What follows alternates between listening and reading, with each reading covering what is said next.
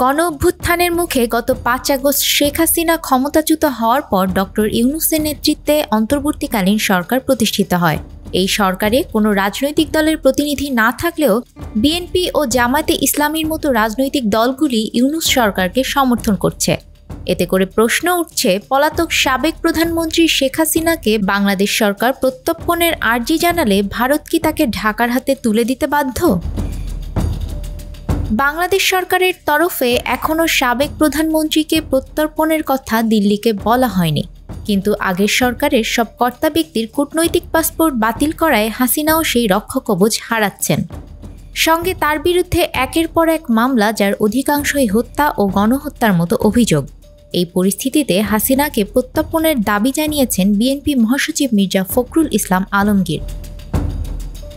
তিনি বলেন, ভারত ও বাংলাদেশের মধ্যে ২০১৩ প্রত্যর্পণ চুক্তি হওয়ার পরে হাসিনাকে ভারত ঢাকার হাতে তুলে দিতে বাধ্য।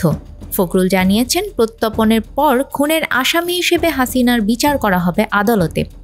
তবে সরকারের কোনো পদে ফখরুল নেই, তাই হাসিনাকে ফেরত দেওয়ার বিষয়ে তার কথার জবাব ভারত সরকার দেয়নি। কিন্তু জবাব না দিলেও দিল্লিতে হাসিনার অবস্থান বাংলাদেশ ভারত বিরোধিতা বাড়াবে।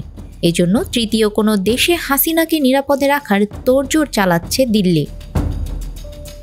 তবে হাসিনাকে ফেরত দেওয়ার বিষয়ে ২০১৩ প্রত্যর্পণ চুক্তির তেমন কোনো গুরুত্ব রয়েছে বলে মনে করছে না ভারত।